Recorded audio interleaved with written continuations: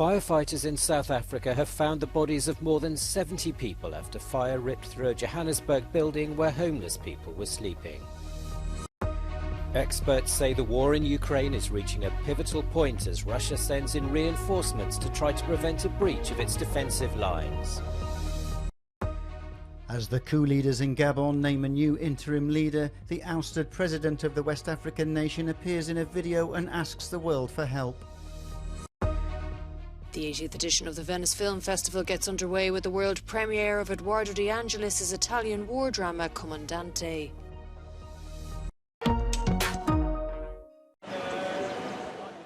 More than 70 people are reported to have been killed after fire ripped through a building in Johannesburg in South Africa. The blaze broke out just before dawn and spread quickly. The building's believed to have been occupied by up to 200 homeless people. At least one child is among the fatalities and close to 50 other inhabitants were injured. Firefighters located the bodies inside the building in the downtown area after the fire was brought under control. Officials say they expect the death toll to rise.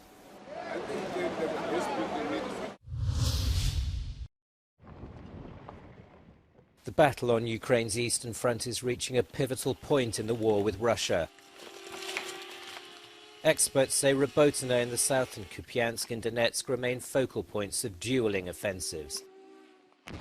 Ukraine's troops are coming under constant drone fire, but the mission remains to cleave out a land bridge between Russia and Crimea and cut off Moscow's forces in the occupied areas to the south.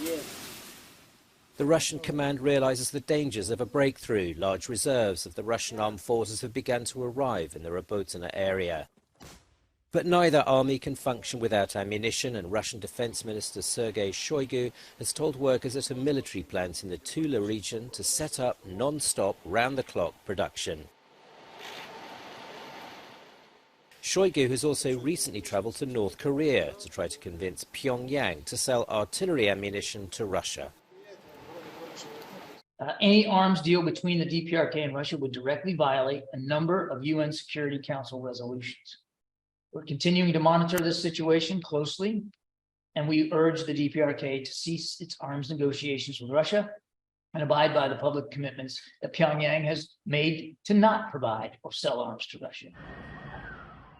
Meanwhile, Russian officials vowed that Tuesday night's drone attack on Pskov airport would not go unpunished.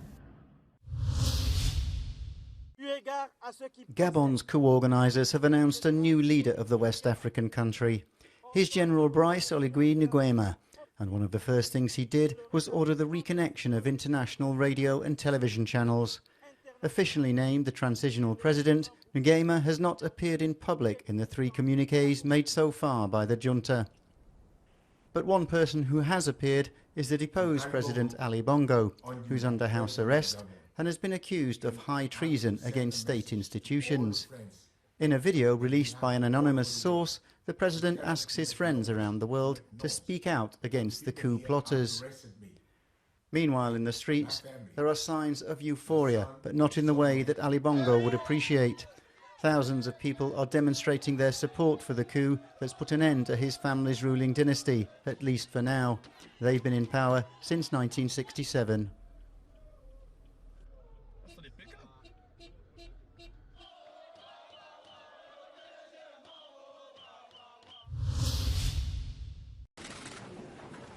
The European Union is considering sanctions against Niger after military forces ousted President Bazoum last month, who was elected 2 years ago. Defense and foreign ministers of the bloc discussed various possibilities at an informal summit in Toledo, Spain. We are moving forward for an autonomous sanctions regime to take measures against the putschists. Work has already started. Niger is just the latest of a number of African countries where the army has seized control in recent years. Experts say that military coups seem to be contagious. This means that an unconstitutional takeover of power is no longer taboo, a serious problem for Europe. Europe has real security concerns emanating from this region and also geopolitical concerns. Security is related to Islamic fundamentalist terrorism, which has doubled in Mali since Europe and others have pulled out. And geopolitically, it comes down to Russia. Russia's created a space for itself that forced Europe to withdraw. And now we're faced with the prospect as Europe of a belt of Russian influence along Europe's southern flank, if you consider this part of the Sahel in Africa as Europe's southern flank. Niger was the EU's second largest raw uranium supplier after Kazakhstan last year. But despite the recent crisis, an immediate threat to EU supplies doesn't look likely for the moment.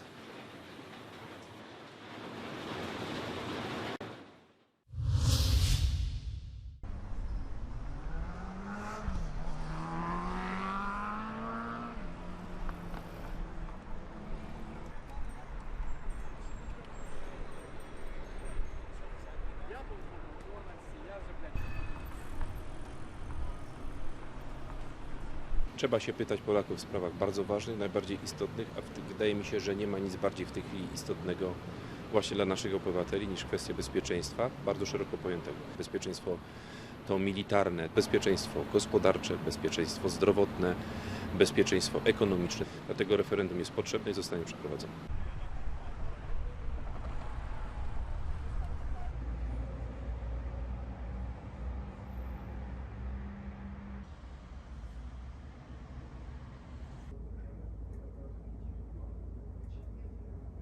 Pytania są sformułowane w sposób bardzo nieprecyzyjny. Jest odniesienie do praw osób migrujących, które w ogóle nie powinno znaleźć się w referendum, ponieważ prawa osób migrujących są prawami człowieka, a prawa człowieka nie powinny podlegać kwestii referendum. Powinny opierać się na polityce migracyjnej stworzonej na podstawie prawa międzynarodowego i polskiego.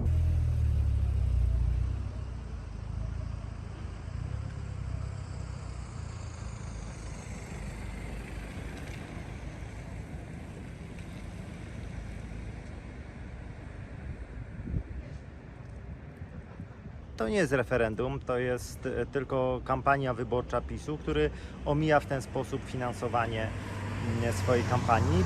Oczywistym jest, że odpowiedzi na te pytania dawno już padły, a najważniejsze pytanie 15 października, które stoi przed wyborcami, to jest ta kwestia, czy odsunąć tą złą władzę. To jest bardzo proste pytanie i na nie wspólnie odpowiemy 15 października. Dozens of organizations have also signed onto a letter addressed to the State Election Commission, calling on it to include in its guidelines for regional commissions instructions on the right of voters to refuse to participate in the referendum.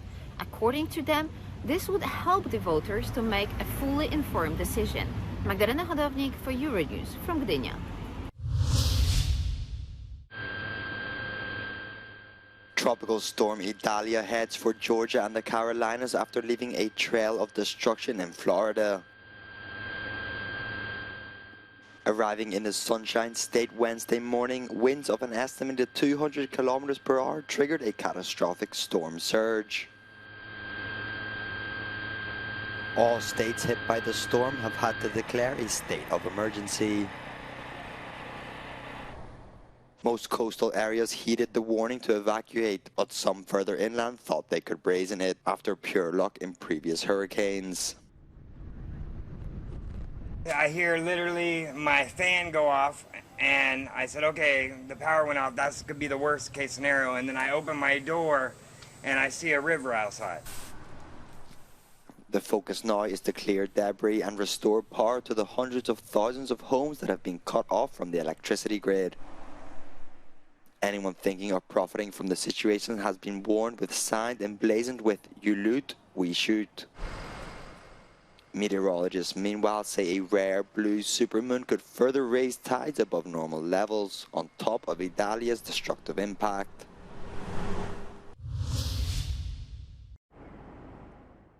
A blue supermoon is currently lighting up night skies, providing a celestial treat for stargazers. To be clear, disappointingly, the moon isn't actually blue. Rather, the sighting of this type of moon at this time only happens once in a blue moon.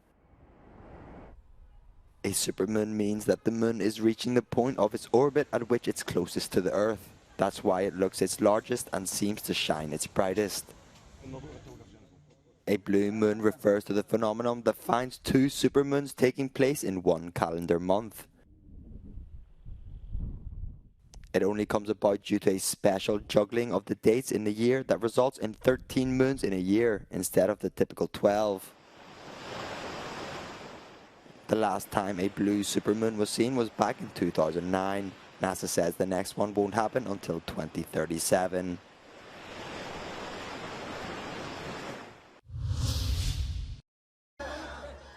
Venice rolls out the red carpet and fills with glamour at the opening of its famous film festival.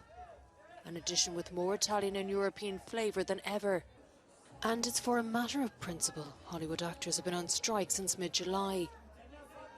The president of the jury, American director Damien Chazelle, has expressed his support for the walkout and for cinema as art, not as content to feed a channel. David Morricone does more from the Serenissima.